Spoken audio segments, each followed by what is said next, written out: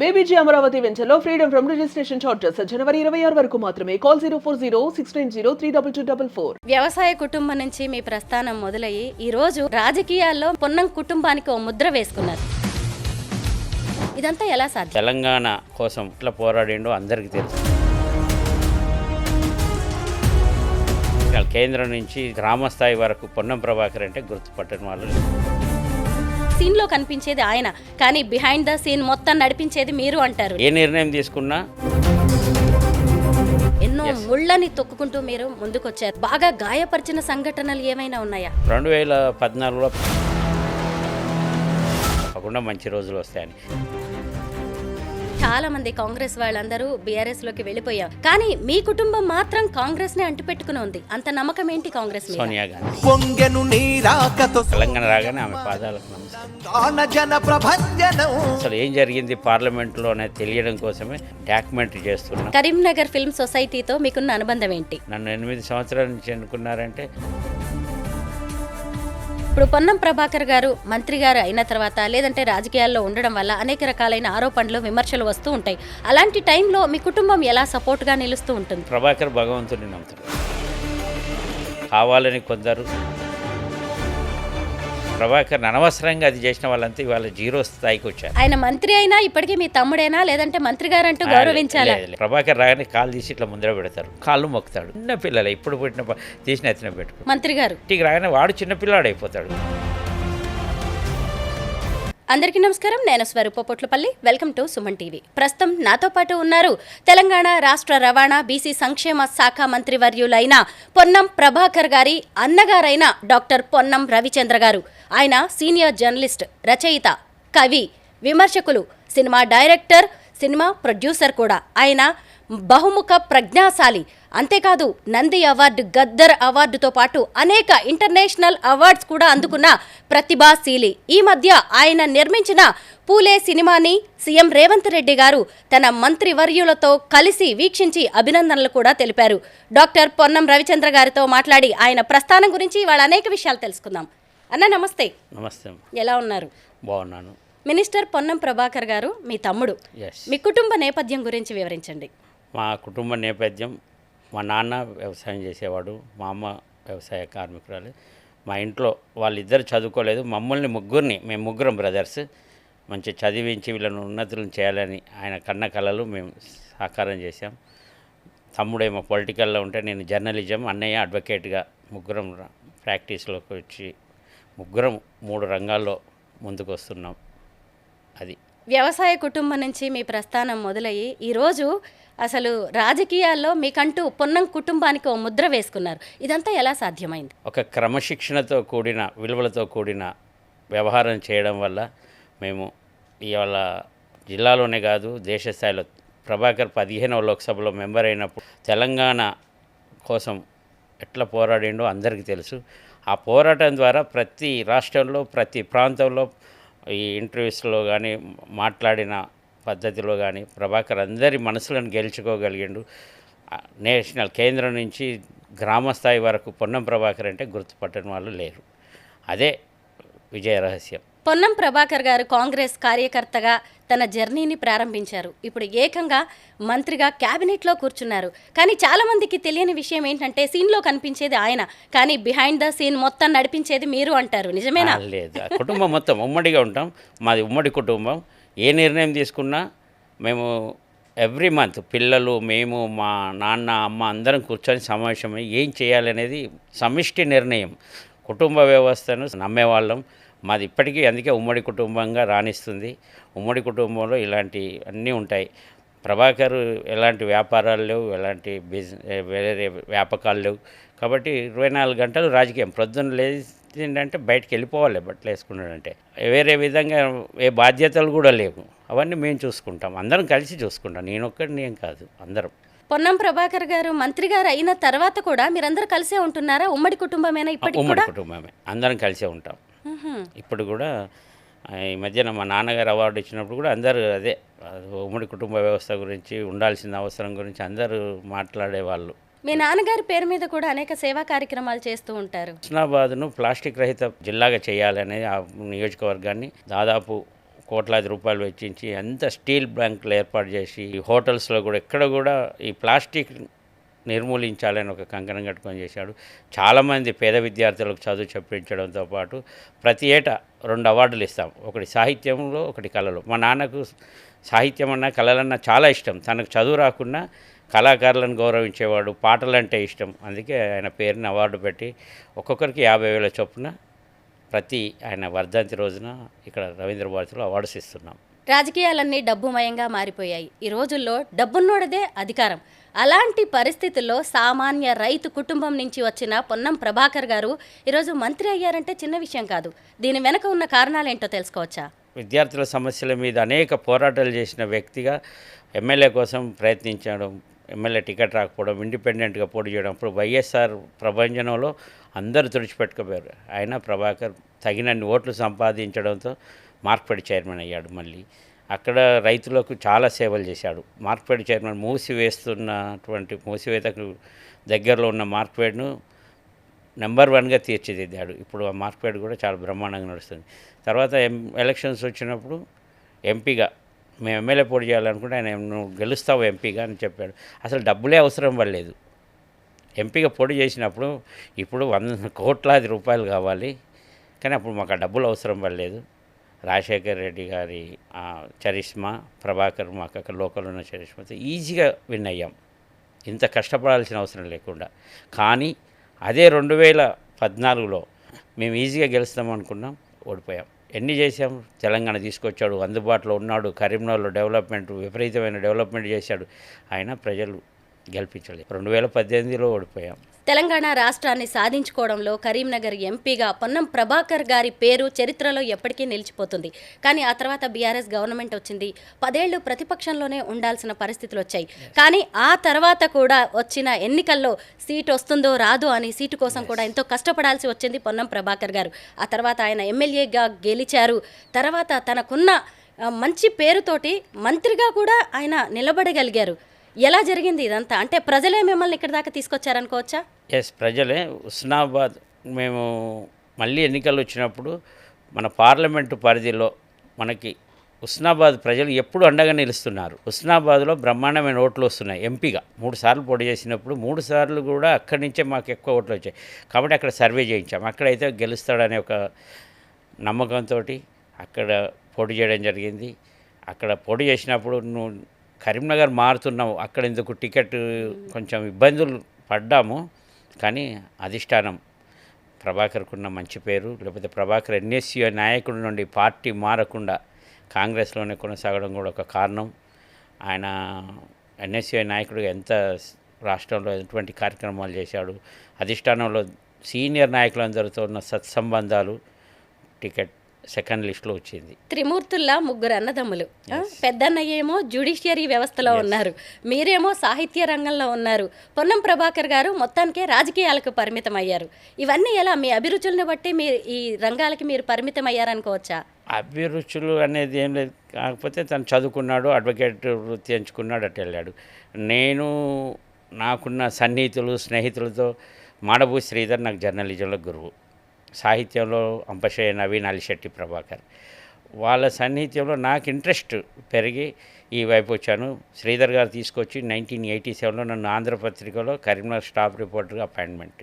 అప్పుడు అది అంతా మనకు ప్రభాకర్ ఏమో ఎస్ఆర్ఆర్ కాలేజ్ ప్రెసిడెంట్గా పోటీ చేసి గెలిచాడు. గెలిచిన తర్వాత ఏబీవీపీ వాళ్ళు వాడి మీద దాడి చేయడం, దాని తర్వాత మనకు పార్టీ ఉండాలంటే అప్పుడు చొక్కారావు గారి దగ్గరికి తీసుకెళ్ళి దామెర్ల సాయిబాబా గారు వాడిని ఎన్ఎస్యూలో చేర్పించారు. చొక్కారావును గురువుగా భావించి ఆయన అడుగుజాడలో నడుస్తూ ఇవాళ ఈ స్థాయికి వచ్చాడు ప్రభాకర్. ఆయన నేర్పించిన విలువలు అవన్నీ అట్లాగే పట్టించుకొని ఇవాళ సక్సెస్ లీడర్గా ఎదిగాడు. అన్న, ఈరోజు మీ విజయాల గురించి మనం మాట్లాడుకుంటున్నాం, కానీ ఇదంతా పూల పాన్పేం కాదు. ఎన్నో ముళ్ళని తొక్కుకుంటూ మీరు ముందుకొచ్చారు. ఎప్పుడైనా మిమ్మల్ని ఇలా కాదు మన జీవితం ఉండాల్సింది, మనం ఎక్కడికో వెళ్ళాలి అంటూ బాగా గాయపరిచిన సంఘటనలు ఏమైనా ఉన్నాయా? 2014లో ప్రభాకర్ ఓడిపోయినప్పుడు మటుకు మనం ఏం తక్కువ చేసాము కరీంనగర్ నియోజకవర్గ ప్రజలు, కానీ ప్రభాకర్ బాధపడితే మేమందరం బాధపడ్డాం. తప్పకుండా మంచి రోజులు వస్తాయని. తర్వాత వివిధ పార్టీల వాళ్ళు జైన్ గమ్మన్న ఆశలు చూపించిన కాంగ్రెస్, సోనియా గాంధీ అమ్మ మన మాట నమ్మి తెలంగాణ చెంది సమస్య లేదు ఏ పార్టీలకు వెళ్ళాలని. మనం ఏం పదవి రాకుండా చాలు ఒకసారి ఎంపీ అయ్యాము. ఎక్కడో మామూలు కుటుంబంలో పుట్టి దేశ స్థాయిలో అత్యున్నత స్థాయి అయినటువంటి పార్లమెంట్లో మెంబర్గా ఉండి తెలంగాణ సాధించాం. అది తృప్తి చాలనుకున్నాం. అట్లాగే ఇప్పుడు కూడా చాలా తృప్తిగా ఉన్నాం. ఎందుకంటే నేను వ్యవసాయం చేశాను ఎస్ఎస్సి తర్వాత 3 సంవత్సరాలు. వ్యవసాయం అంటే ఇప్పటికీ చేస్తూనే ఉంటాను, నాకు ఇష్టం. అందుకే మేము ఉన్నది చాలా అనుభవించాం, చాలా చేసాం, కష్టపడ్డాం, పైకి వచ్చాము. ఇప్పుడున్న మామూలు నేను ఎస్ఎస్సి వరకు కూడా మా ఇంట్లో కరెంట్ లేదు. దీపాలు కందీల వెలుతురులో చదువుకున్న వాళ్ళమే. బీఆర్ఎస్ గవర్నమెంట్ వచ్చిన తర్వాత చాలామంది కాంగ్రెస్ వాళ్ళందరూ బీఆర్ఎస్లోకి వెళ్ళిపోయారు. అంటే రకరకాల ప్రయోజనాల కోసం కావచ్చు, ఒత్తిడులు కావచ్చు. కానీ మీ కుటుంబం మాత్రం కాంగ్రెస్నే అంటిపెట్టుకుని ఉంది. అంత నమ్మకం ఏంటి కాంగ్రెస్ మీద? సోనియా గాంధీ. అంతేనా? అంతే, సోనియా గాంధీ. ప్రభాకర్ సోనియా గాంధీ కోసం, ఎందుకంటే తెలంగాణ రాగానే ఆమె పాదాలకు నమస్కరించాడు. వాళ్ళు ఆ రోజు మన ప్రభాకర్ చెప్పిన మాటను మన్నించి ఇక్కడ, అందుకే అసలు ఏం జరిగింది పార్లమెంట్లో అనేది తెలియడం కోసమే మేము ఒక డాక్యుమెంటరీ చేస్తున్నాం. స్థానికంగా జరిగిన ఉద్యమాలు వేరు, ఒక రాష్ట్రం ఏర్పడాలంటే పార్లమెంటే వేదిక. ఆ వేదిక మీద జరిగిన దాన్ని అంతా ఈ 10 ఏళ్లలో చెరిపేశారు. అది అందరికి ప్రజలకు తెలియాలని మేము ఒక డాక్యుమెంటరీ కూడా తీస్తున్నాం. వాస్తవాలన్నీ, అక్కడ జరిగిన సంఘటనలు ఏంటి, అక్కడ జర్నలిస్టులు ఉన్నారు, ప్రత్యక్ష సాక్షులు, రాజకీయ నాయకులు ఉన్నారు, వివిధ పార్టీల వాళ్ళు ఉన్నారు. వాళ్ళందరి ఇంటర్వ్యూస్తో, వాళ్ళందరి అనుభవాలతో ఒక డాక్యుమెంటరీ రూపొందిస్తున్నాం. అట్లా బుక్ కూడా వస్తుంది. సీనియర్ జర్నలిస్ట్గా, కవిగా, రచయితగా మీరు వందల సంఖ్యలో రచనలు చేశారు. అయితే మీ దగ్గర అనేక రకాలైన సబ్జెక్ట్స్ ఉన్నాయి. కానీ ఈ మధ్య మీరు పూలే జీవితం ఆధారంగా పూలే సినిమా తీస్తున్నారు. అలాగే దానికి సంబంధించి సీఎం రేవంత్ రెడ్డి గారు, మంత్రులు అందరూ కూడా ఈ మధ్య సినిమాని చూశారు, మీకు అభినందనలు కూడా తెలిపారు. ఎందుకు అదే సబ్జెక్ట్ని మీరు ఎంచుకున్నారు? సీఎం రేవంత్ రెడ్డి గారు ఏమన్నారు? చాలా సినిమాలు వస్తున్నాయి, పూలే సినిమా తెలుగు వెర్షన్ నేను తీసుకోవాలని డైరెక్టర్తో వాళ్ళకి చెప్పినప్పుడు మాకు ఓకే చెప్పారు. అనంత మహాదేవన్ గారు కానీ ఆ సినిమా, ఎందుకంటే మన జాతి వాళ్ళ గుర్తింపు, అంటే బడుగు బలహీన వర్గాలు ఒక గుర్తింపును పొందుతున్నారంటే అప్పటి వరకు అణచివేత ధోరణిలో ఉన్న వాళ్ళకి పూలే దేవుడు. అలాగే ముఖ్యంగా మహిళలు, మీలాంటి మహిళలు 200 సంవత్సరాల క్రితం అందులో ఉంటాయి డైలాగ్. చదువు అంటే పాపం పాపం అని చెప్పేవాళ్ళు. మహిళలకు చదువు అనేది లేదు. ఆ సావిత్రిబాయి ఎన్నో అవమానాలు ఎదుర్కొని, ఎన్నో కష్టాలు పడి రహస్యంగా చదువు చెప్పడం ప్రారంభించి ఆంగ్లేయుల సహకారం తీసుకొని ఇవాళ మహిళలంతా చదివి వాళ్ళు ఇంత ముందుకు వచ్చారంటే కేవలం దానికి కారణం సావిత్రిబాయి. ఆ చరిత్ర చాలామందికి తెలియదు. సినిమా చూసినప్పుడు కూడా తర్వాత నెక్స్ట్ డే సీఎం గారు అన్నారు, నేను ఏదో ఉంటుంది సో కానీ అప్పటి చరిత్ర కళ్ళకు కట్టినట్లు చాలా బాగుంది. డైలాగ్స్ కానీ లేకపోతే అక్కడ దృశ్యాలు కానీ అన్నీ అప్పటి లాగానే ఉన్నాయని బాగా చాలా హ్యాపీ ఫీల్ అయ్యారు. దీన్ని మనం గ్రామానికి తీసుకెళ్లాల్సిన అవసరం ఉందని చెప్పారు. 80 ఏళ్ల సినీ రంగం మీద మీరు రాసిన ప్రస్థానం పుస్తకానికి నంది అవార్డు అందుకున్నారు, ఉమ్మడి ఆంధ్రప్రదేశ్ ఉన్న టైంలో. ఆ తర్వాత 2025లో మీకు గద్దర్ అవార్డు కూడా వచ్చింది. దాదాపు ఈ రెండు ఒకే అవార్డ్స్. అయితే ఈ రెండింటినీ మీరు అందుకోవడం ఎలా అనిపిస్తుంటుంది? చాలా సంతోషం. ఎందుకంటే నేను నంది అవార్డు అది 7 ఏళ్ల పరిశోధన సినిమా రంగం మీద, అంత ఈజీగా దొరకదు. నాకు చిన్నప్పుడు బుక్ స్టాల్ నడిపాను. నేను బుక్ స్టాల్లో నడుపుతున్నప్పుడు ఏదైనా అక్షరం అనేది నాకు అక్కడి నుండే అలవాటైంది. జర్నలిజం అయినా, సాహిత్యమైన, ప్రభాకర్ పొలిటికల్ అయినా పుస్తకాలు చదవడం అనేది అప్పుడు అలవాటైంది. 100 పుస్తకాలు చదవడం. ఆ సీతారా, విజయ్ చిత్ర, లేకపోతే సినీ హెరాల్డ్ లాంటి పత్రికల్లో సినిమా ఆర్టికల్స్కి సంబంధించిన ఫొటోస్ అన్నీ పెట్టుకునేవాడు. అవన్నీ ఈ బుక్లో యూజ్ చేశాను. 80 ఏళ్ళ సినిమాలు 80 సంవత్సరం వారిగా రివ్యూస్ రాసి అది ఒక గైడ్. ఇప్పుడు ఇక్కడ ఫిలిం ఛాంబర్లో కూడా ఉంది. అది సినిమా ఫీల్డ్లో ఉన్నవాళ్ళు చేయలేని పని నేను చేసినందుకు నాకు తృప్తిగా కూడా ఉంది. నంది జ్యూరీలో ఉన్నవాళ్ళు ఎస్వి రామారావు గారు సీనియర్ జర్నలిస్టు, సినిమా జర్నలిస్టు, ఆయన అన్నాడు దీనికి 100 నంది అవార్డులు ఇచ్చినా తక్కువే అని చెప్పాడు. అది నాకు పెద్ద గుర్తింపు. అలాగే తెలంగాణ సినిమా మీద గత కొన్ని సంవత్సరాల నుంచి అందరి బయోగ్రఫీస్ మర్చిపోతారు. నాకు చరిత్ర అంటే ఇష్టం. కరీంనగర్ 100 ఏళ్ళైన సందర్భంగా శతవసంతాల కరీంనగర్ అనే బుక్ తీసుకొచ్చాను. సినిమాది 80 ఏళ్ళది తీసుకొచ్చాను. పైడి జయరాజ్ది తీసుకొచ్చాను. చరిత్ర మర్చిపోకూడదు, ముందు భవిష్యత్ తరాలకు. పూలే కూడా అదే కోవాలో. సర్వాయి బాపన్న కూడా చరిత్రనే. చరిత్రను రికార్డు చేస్తే మనం ముందు తరాల వాళ్ళకి ఇస్తాం. మనం రాసేవాడిదే మిగులుతుంది. అది చాలామంది విస్మరించారు, పైడి జయరాజును కూడా. అలాంటి వాళ్ళ చరిత్ర ముందుకు తీసుకురావాలని, చరిత్రను నేను ప్రేమిస్తా, గౌరవిస్తా. చరిత్రను తప్పకుండా మన భవిష్యత్ తరాలకు తెలియాలని ఈ సినిమా నటులే కూడా ఇప్పటివరకు ఒక 200 మంది మొత్తం భారతదేశంలో బాలీవుడ్ అందరి గురించి రాయడం రెగ్యులర్గా రాస్తున్నాను. నేను నా ఇవి కవర్ పేజీలు ఈ 4 ఇయర్స్లో దాదాపు 60 కవర్ పేజీలు వచ్చాయి. నేను అనుకుంటా తెలంగాణ కాదు, ఉమ్మడి ఆంధ్రప్రదేశ్లో ఏ సినిమా జర్నలిస్ట్కి అన్ని కవర్ పేజీలు రాలా, నేను రాసినవి వచ్చినాయి. దానికి మన నవ తెలంగాణ సోపతిలో ఎక్కువ వచ్చాయి. బాలీవుడ్ నటులు దాదాసాహెబ్ ఫాల్కే అవార్డు గ్రహీత అయిన పైడి జయరాజ్ గారు తెలంగాణకి చెందినవారని, కరీంనగర్కి చెందినవారని చాలామందికి తెలియదు. ఆయన జీవితాన్ని వెలుగులోకి తీసుకొచ్చారు మీరు. ఏకంగా 6 ఇంటర్నేషనల్ అవార్డ్స్ ఆ డాక్యుమెంటరీకి వచ్చాయి. దాని గురించి చెప్పండి. శతవసంతాల కరీంనగర్ వేస్తున్నప్పుడు దాంట్లో కరీంనగర్ జిల్లాకు చెందిన ప్రముఖులందరి గురించి రాయడం జరిగింది. ఎక్కడో చిన్నగా విన్నాను, పైడి జయరాజ్ కరీంనగర్ జిల్లా అవార్డు అని ఎక్కడో నేను చదివాను. అప్పటి నుండి ఈయన ఎక్కడ అసలు ఏంటి, ఈయన మూలాలు ఏంటి, ఈయన ఎవరు, ఎక్కడెక్కడ నటించాడంటే ఎక్కడ కూడా వికీపీడియాలో కానీ ఆయన గురించి ఏమీ లేదు. ఒక ఫోటో గూగుల్లో కనిపించేది. దీన్ని ఎలాగైనా పట్టుకోవాలని మిత్రులు నా దగ్గర, మా మిత్రుడు రాధిక ఉండే, తను ఫోన్ల ద్వారా అందరినీ, రామ్మోహన్ నాయుడు అన్న మిత్రుడు, వాళ్ళకు దూర బంధువు అవుతాడు, వాళ్ళని ఒక్కొక్కరిని పట్టుకొని బాంబే వరకు వెళ్ళి వాళ్ళ కూతుర్ని, వాళ్ళ అల్లుడి మనమడిని వాళ్ళ ఇంటికి వెళ్ళి ఆ ఫోటోలు హిస్టరీ అంతా సేకరించి డాక్యుమెంటరీ చేశాను.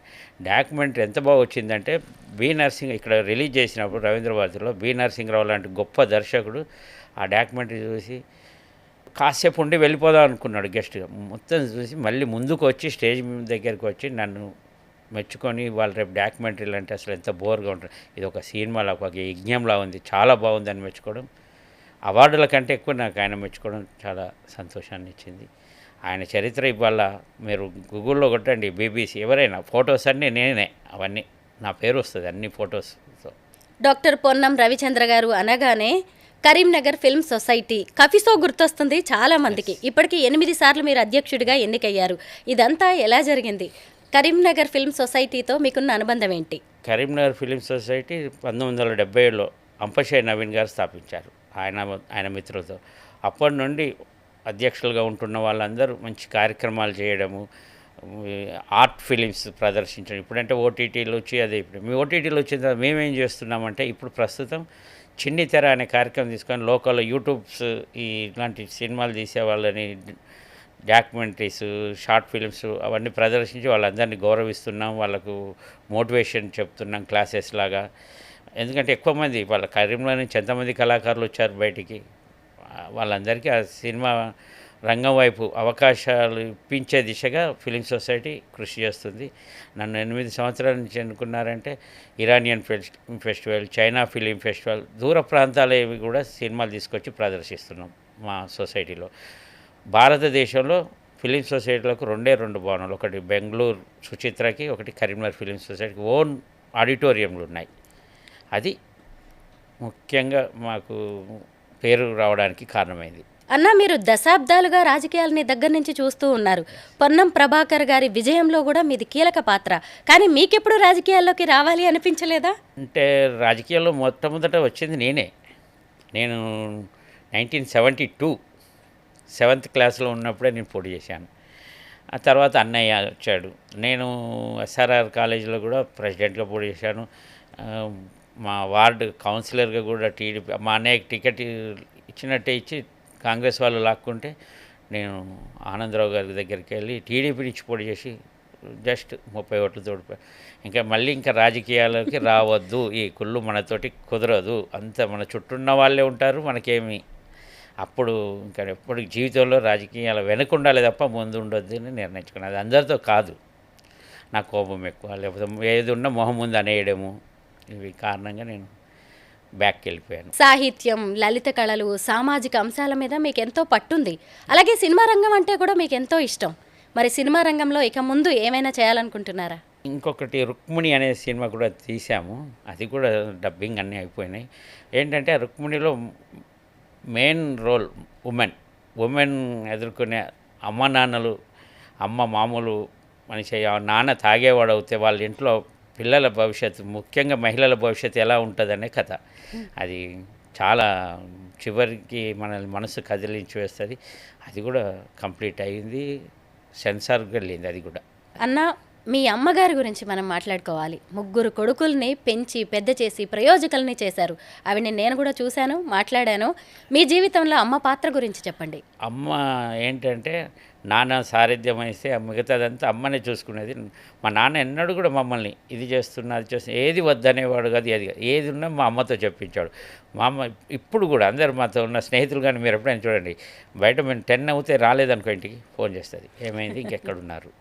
ఆ క్రమశిక్షణతో పెంచింది. తను చదువుకోకుండా పిల్లలు బాగుండాలి అనే ఒక ధ్యాస. ఇప్పుడు మా అందరికీ మా పిల్లలు, మా మనవరాళ్ళందరూ కూడా మా అమ్మని బాగా అమితంగా ప్రేమిస్తారు.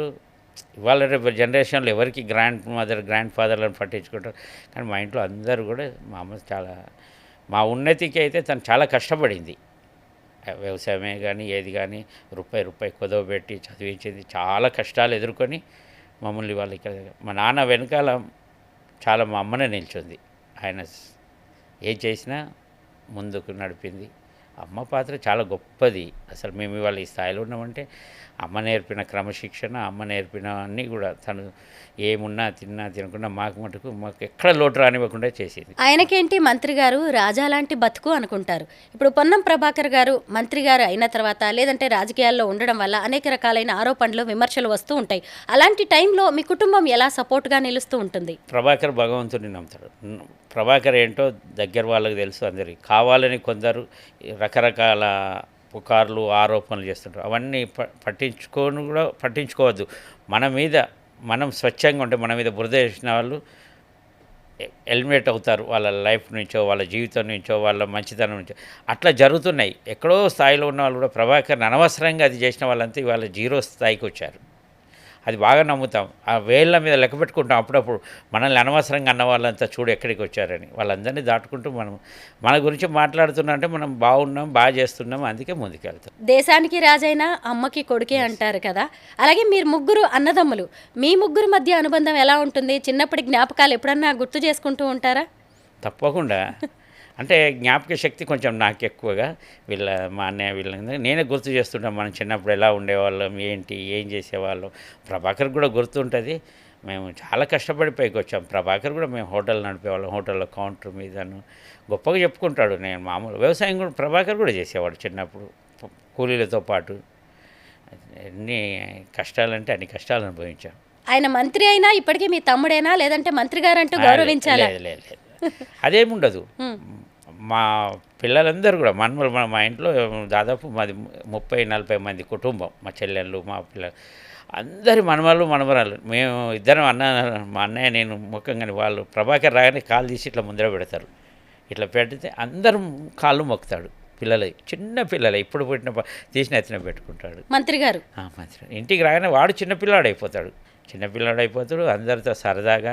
మా అందరికీ కూడా మా పిల్లలందరినీ వాడిదే బాధ్యత తీసుకున్నాడు. అందరికీ మా 3 బ్రదర్స్ కలిసి 6 పిల్లలు, 2 అమ్మాయిలు. వాళ్ళందరినీ కూడా మొత్తం ప్రభాకరే చూస్తాడు. వాళ్ళ మంచి చెడులు, బాగోలు, హాస్పిటల్స్ అనేది కూడా అవన్నీ వాడే చూస్తాడు. మాకు ఆ బాధలు ఏం లేవు. అన్నీ ఆయనే. ఇప్పటికీ అంత బిజీగా ఉండే కూడా కుటుంబానికి అంత టైం ఇస్తారా? ప్రోగ్రాంలు రద్దు చేసుకుంటాడు. మొన్న అమ్మ బాగాలేదు, వాడే హాస్పిటల్ పడుకుంటాడు. మేము వద్దన్నా కానీ ప్రభాకరే పడుకుంటాడు అక్కడ సింపుల్గా. చాలా. అందులో చిన్న కొడుకు కదా, అమ్మతో అనుబంధం ఎక్కువగా ఉంటుంది. అమ్మకు కూడా చిన్న కొడుకు అంటేనే ఎక్కువ ఇష్టం ఉంటుంది. అట్లానే లేదు, అమ్మ అంటే ఉంటుంది, కొంచెం ఎక్కువ ఉంటుంది శాతం. మిగతా అంతా అట్లా మా నాన్నకు నేనంటే ఎక్కువ ఇష్టం ఉండేది. ఆయన వేలు పట్టుకొని. ఎందుకంటే ఇద్దరం కలిసి వ్యవసాయం చేశాం కాబట్టి 3 సంవత్సరాలు పక్కనే ఉండి. అన్న, ఫైనల్గా కొత్తగా రాజకీయాల్లోకి వచ్చే వాళ్ళకి మీరు ఇచ్చే సూచనలు ఏంటి? ఇప్పుడు రాజకీయాల్లోకి వచ్చే వాళ్ళకి చాలా తగ్గిపోయారు. ఇప్పుడు గ్రామస్థాయి నుంచి ఎన్ఎస్ఏ, యూత్ కాంగ్రెస్ ఇలా వచ్చేవాళ్ళు. ఇంతకుముందు వాళ్ళకి గుర్తింపు ఉండేది. కేవలం ఇప్పుడు డబ్బులు, ఎవరు ఎక్కువ డబ్బులు ఉంటే వాళ్ళు లీడర్ అవుతారు, వాళ్ళు మంత్రి అవుతారు, వాళ్ళది అవుతారు. చాలా తక్కువ పర్సెంటేజ్ కష్టపడి పైకి వచ్చేవాళ్ళు. ఎక్కడైనా ఏ స్థాయిలో ఆ స్థాయిలో డబ్బులు ఉన్న వాళ్ళకే అవకాశాలు ఉన్నాయి ఇప్పుడున్న రాజకీయాలు. కానీ తప్పకుండా మార్పు వస్తుంది అనే ఆశాభావం అయితే ఉంది. అన్న మీ గురించి, మీ కుటుంబం గురించి, మీ లైఫ్ జర్నీ గురించి తెలుసుకోవడం అనేది చాలా సంతోషంగా అనిపించింది. Thank you so much. Thank you అమ్మా. ఓకే.